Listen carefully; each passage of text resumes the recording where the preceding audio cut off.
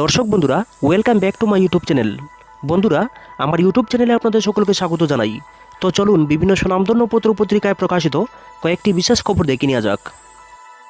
Daily দেশের কথায় প্রকাশিত বিশেষ খবরটি হল মৃত্যু মিছিলে 178। সোমবার আরও এক 10,330 চাকরিচ্যুত শিক্ষকের জীবনাবসান হয়েছে। মৃতের নাম মাধব দেবনাথ, 52। এই নিয়ে মৃতের সংখ্যা দাঁড়ালো 178-এ।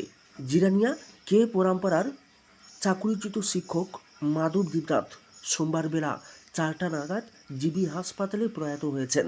তিনি দীর্ঘদিন ধরে অসুস্থ ছিলেন। প্রয়াতের স্ত্রী ছাড়াও এক ছেলে এক মেয়ে রয়েছে।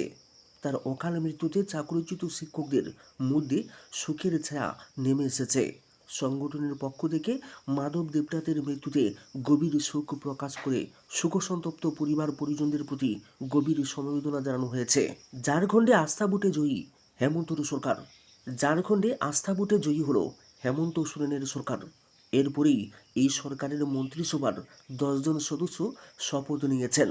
তাদের মধ্যে প্রাক্তন মুখ্যমন্ত্রী চম্পাই সোরেনও শপথ নিয়েছেন। সোমবার রাজভবনে এক অনুষ্ঠানে মন্ত্রীদের শপথ বাক্য পাঠ করান রাজ্যপাল সিপি রাধাকৃষ্ণন। তার আগে এদিন সকালে বিধানসভায় আস্থা ভোটের প্রক্রিয়া শুরু হলে বিজেপি এবং এজেসিউর 27 জন বিধায়ক কক্ষ ত্যাগ করেন। তবে ঝাড়খণ্ড মুক্তি মোর্চা জেএমএমের নেতৃত্বাধীন জোটের 45 জন বিধায়ক আস্থা ভোটে অংশ নিয়ে এই সরকারের প্রতি সমর্থন জানিয়েছেন। বিধানসভায় আস্থা ভোটের সময় 75 জন বিধায়ক উপস্থিত ছিলেন। মনোনীত এক সদস্য এই সরকারকে সমর্থন জানালেও অপর সদস্য ভোটদানে বিরত থাকেন। আস্থা ভোটে জয়ী হয়ে মুখ্যমন্ত্রী সোরেন ধন্যবাদ জ্ঞাপন করে বলেছেন, এই জোট সরকারের একতার শক্তি এদিন ফের প্রত্যক্ষ করেন বিধানসভায় উপস্থিতি সকলে। রাজ্যের প্রধান বিরোধী দল বিজেপিকে সম্পাদকীয় চাই সুষ্ঠু পঞ্চায়েত রাজ প্রতিষ্ঠা। বিজেপি যে ক্রমশ ক্ষয়িষ্ণু শক্তি, সদ্য সমাপ্ত লোকসভা নির্বাচনেই তা স্পষ্ট হয়ে গিয়েছে। কি কেন্দ্রে কি রাজ্যে এই দল আর একাধিপত্য কায়েম করে রাখতে পারছে না। সারা দেশের সঙ্গে এই রাজ্যের অধিকার সচেতন জনগণ ঘুরে দাঁড়াতে শুরু করেছেন। বিজেপির বেঞ্জির দুর্নীতি, বেবিচার, কেলেঙ্কারি, লুট বাণিজ্য, মাফিয়াদের দৌরাত্মের বিরুদ্ধে সাধারণ মানুষের মধ্যে পুঞ্জীভূত ক্ষোভের বহিঃপ্রকাশ ঘটতে শুরু করেছে।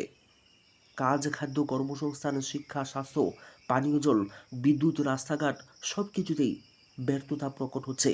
মন্ত্রীদের মিথ্যা ভাষণ দহনজ্বালায় পরিণত হচ্ছে। জনগণের উপরে অত্যাচারের স্টিম রোলার চাপিয়ে কেড়ে নেওয়া হচ্ছে বেঁচে থাকার অধিকার পর্যন্ত। পুলিশের কোলে আশ্রিত মন্ত্রী নেতাদের অন্দরে লালিত বাইক বাহিনী সন্ত্রাস জারি রেখেই এই রাজ্যে বিজেপি শাসন টিকিয়ে রেখেছে। সরকারের কিংবা বিজেপির প্রতি রাজ্যের জনগণের মধ্যে আর ন্যূনতম মোহ নেই। মানুষ জেনে গিয়েছেন, বিজেপি যতদিন ক্ষমতায় টিকে থাকবে দুঃসহ জীবন ক্রমেই যন্ত্রণাবিদ্ধ হতে থাকবে। এই রাজ্যে বিজেপির 6 বছরের রাজত্বে মানুষের তিক্ত অভিজ্ঞতা, নির্বাচন মানেই প্রহসন। এখানে কোনো নির্বাচনী অবাধ ও সুষ্ঠুভাবে সম্পন্ন করতে সাধারণ মানুষ ভরসা আস্থা রাখতে পারছেন না নির্বাচন কমিশনের উপরে। বিজেপি শাসন অনেক অপরাধী পুলিশ অফিসারের জন্ম দিয়েছে। স্বাধীন মত প্রকাশ করে কাজ করার নৈতিকতা দেখানোর মতো মেরুদণ্ড সোজা করে দাঁড়াবার ক্ষমতা হারিয়ে বসে আছেন পুলিশ আধিকারিক, জেলা শাসক থেকে শুরু করে ভিডিও সহ বিভিন্ন স্তরের স্থাবক আধিকারিকেরা। দিন বদলাচ্ছে, শাসকের রক্তচক্ষু আর ঘরে আবদ্ধ করে রাখতে পারছে না বুভুক্ষু অত্যাচারিত সন্ত্রাসে জর্জরিত মানুষকে। সন্ত্রাসের জাল ছিন্ন করেই দুর্জয় সাহসে ঘর ছেড়ে বেরিয়ে আসেন অধিকার আদায়ে সচেতন মানুষ। বিজেপির দমবন্ধকর অত্যাচারের বিরুদ্ধে প্রতিবাদ ধ্বনিত হচ্ছে ধর্মনগর থেকে সাবরুম, খোয়াই থেকে গন্ডাচড়া। বাইক বাহিনীর সন্ত্রাস যতই তীব্র হোক, শয়তানের হিংস্র নখর যতই তীক্ষ্ণ হোক, সব মোকাবেলার শক্তি ও সাহস নিয়ে মানুষ আসন্ন ত্রিস্তর পঞ্চায়েত নির্বাচনে ঝাঁপিয়ে পড়ুন। এই দুর্জয় সাহসের নির্ঘোষ শোনা গেছে দক্ষিণ ত্রিপুরার রাজনগরে। সেখানকার মানুষ বিজেপির সন্ত্রাসের বিরুদ্ধে প্রতিরোধের ডাক দিয়েছেন। ব্যারিকেড করেই তারা সবকটি আসনে প্রার্থী দেওয়ার অঙ্গীকার ঘোষণা করেছেন। এই অঙ্গীকার রাজ্যের প্রতিটি প্রান্তে ছড়িয়ে পড়ুক ইথার তরঙ্গের মতো। সঠিক ও সুষ্ঠু পঞ্চায়েতের প্রতিষ্ঠায় বারুদের বিস্ফোরণ ঘটুক অধিকার আদায়ে সচেতন লড়াকু মানুষের মধ্যে। অবৈধ নিয়োগে পৃথক লেনদেন, টাকার বিনিময়ে ওএমআর সিট বিকৃত করা হয়েছিল বেসরকারি সংস্থাকে দিয়ে। ওএমআর সিট বিকৃত করার গোটা কারবারেও বিপুল টাকার লেনদেন হয়েছে।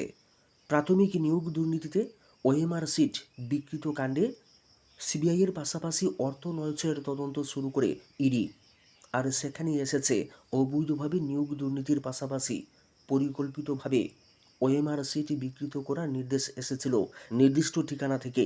আর তার পিছনেও রয়েছে বড় ধরনের আর্থিক লেনদেন।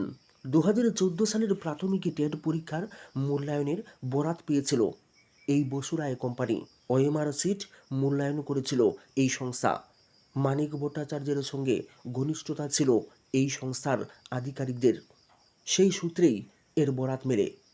টাকার বিনিময়ে অযোগ্যদের নাম সুপারিশ হিসেবে পাঠানোর উপরে তার ভিত্তিতেই প্রভাবশালী মহলের নির্দেশে বিকৃত করা হতো ওএমআর সিট। এস বসু রায় কোম্পানি এই কাজ করত। একাধিক ওএমআর সিট পুড়িয়ে দেওয়ার অভিযোগ উঠেছিল। গত বছরের অক্টোবর মাসে এস বসু রায় কোম্পানির দুই শীর্ষ আধিকারিক কৌশিক মাঝি ও পার্থ সেনকে গ্রেফতার করেছিল সিবিআই। কেন্দ্রীয় গোয়েন্দা সংস্থার দাবি 2017 সালে 752 জন অযোগ্য প্রার্থীদের একটি তালিকা তৈরি হয়েছিল এই এস বসু রায় সংস্থার অফিসে। সেই নির্দিষ্ট মহল ঘুরে আসতো সুপারিশ। যোগ্য মেধাবীদের ওএমআর সিট বিকৃত করে সেই সুপারিশের নামগুলি থেকে ডিজিটালাইজড তালিকা তৈরি করতেন ধৃত পার্থ সেন। পরে সেই তালিকা পাঠানো হতো পর্ষদ অফিসে। 752 জনের 300 জনের বেশি পরে চাকুরিও পেয়েছিল এবং তা বিপুল টাকার লেনদেনের ভিত্তিতে হয়েছে। তিপ্রাসা থানসার স্লোগান ভাউতা, এর বিরুদ্ধে চাই জোরদার লড়াই। ডালাকবাড়িতে জগৎ জমাতিয়া স্মরণ সভায় জিতেন্দ্র চৌধুরী। আদর্শকে আঁকড়ে ধরে রেখে যাতে সম্পর্কের শেকড় মজবুত করতে হবে। তিপ্রাসা থানসার স্লোগান হলো ভাউতা, এর বিরুদ্ধে লড়াই আরও জোরদার করতে হবে। এই আহ্বান জানিয়েছেন সিপিআইএমের রাজ্য কমিটির সম্পাদক বিধানসভার বিরোধী দলনেতা জিতেন্দ্র চৌধুরী। সোমবার জগৎ কুমার জমাতিয়া স্মরণ সভায় অমরপুরের ডালাকবাড়িতে হয়েছে এই সভা। জিতেন্দ্র চৌধুরী ছাড়াও স্মৃতিচারণ করে বক্তব্য রাখেন পার্টির রাজ্য সম্পাদক মণ্ডলীর সদস্য নরেশ জমাতিয়া, রতন ভৌমিক। জগৎ কুমার জমাতিয়া ছিলেন সিপিআইএমের অমরপুর মহকুমা সম্পাদক মণ্ডলীর সদস্য এবং জিএমপির কেন্দ্রীয় কমিটির সদস্য। 4 জুন ভোরে নিজ বাড়িতে শেষ নিঃশ্বাস ত্যাগ করেছেন তিনি। সোমবার ডালাকবাড়ি এডিসি ভিলেজ কমিটি অফিসের সামনে হয়েছে স্মরণ সভা। এতে এলাকার ব্যাপক সংখ্যক মানুষের উপস্থিতি ছিল। প্রিয় নেতাকে শ্রদ্ধা জানাতে সব বয়সের মানুষের অংশগ্রহণ ছিল। শুরুতে জগৎ জমাতিয়ার প্রতিকৃতিতে শ্রদ্ধা জানিয়েছেন জিতেন্দ্র চৌধুরী, নরেশ জমাতিয়া, রতন ভৌমিক, পার্টির মহকুমা কমিটির সম্পাদক পরিমল দেবনাথ, রাজ্য কমিটির আমন্ত্রিত সদস্য পরীক্ষিত কলই, নেতৃত্ব শামসুল আহমেদ, শঙ্কর চক্রবর্তী, ড্যানিয়েল জমাতিয়া, প্রয়াত নেতার স্ত্রী ময়ূরী দেববর্মা, ছেলে মেয়ে প্রমুখ। সভায় সভাপতিত্ব করেছেন হরিদত্ত জমাতিয়া। জিতেন্দ্র চৌধুরী বলেছেন, সমাজে ও মানুষের সার্বিক স্বার্থে কাজ করেছেন কমিউনিস্টরা। জগৎ কুমার জমাতিয়া সেই আদর্শে নিজেকে তৈরি করে সমাজ বদলের সংগ্রামে লড়াই করে গিয়েছেন। বিপন্ন আমানতকারী এজেন্টরা খুব কৈলাসহরে চিটফান্ডের ফ্রিজ হওয়া টাকা সংস্থা তুলে নিয়েছে বিজেপি বিধায়কের চিঠির জোরে। হীরক রাজ্যে চিটফান্ডগুলোর দৌরাত্মের বিচার হয়নি, জমা টাকা হাতেও পাননি আমানতকারীরা। উল্টো বামফ্রন্ট সরকারের সময়ে চিটফান্ড সংস্থার ফ্রিজ করে রাখা ব্যাংক অ্যাকাউন্ট খুলে আমানতকারীদের টাকা তুলে নিয়ে গিয়েছে। প্রতারণার অভিযোগ সংস্থার কর্ণধাররা। শাসক দলের এক বিধায়কের নির্দেশে খোদ জেলা শাসক চিটফান্ডের ফ্রিজ করে রাখা ব্যাংক অ্যাকাউন্ট খুলে দিয়েছেন। সুযোগ বুঝে ওই ব্যাংক অ্যাকাউন্টে আমানতকারীদের জমা টাকা সরিয়ে নিয়েছে চিটফান্ড সংস্থা। চিটফান্ডের সাথে শাসক দলের বিধায়কের যোগাযোগ প্রকাশ্যে আসার পর এই সংক্রান্ত তদন্তে ঢিলিমি শুরু হয়ে গিয়েছে বলে অভিযোগ রয়েছে। সরকার আমানতকারীদের টাকা উদ্ধার করে ফেরত দেওয়ার ব্যবস্থা করুক। প্রতারিত গ্রাহক এজেন্টদের পক্ষ থেকে এই দাবি উঠতে শুরু করেছে। অভিযোগে প্রকাশ কৈলাসহরে সানশাইন অ্যাগ্রো ফিনান্স লিমিটেড নামে এক চিটফান্ড উচ্চ সুদের প্রলোভনে কোম্পানিতে টাকা জমা দিয়ে হাজার হাজার গ্রাহক সহ এজেন্ট প্রতারণার শিকার হয়েছেন। এই চিটফান্ড সংস্থার খপ্পরে পড়ে লক্ষ লক্ষ টাকা খুইয়েছেন ঊনকোটি জেলার বহু মানুষ।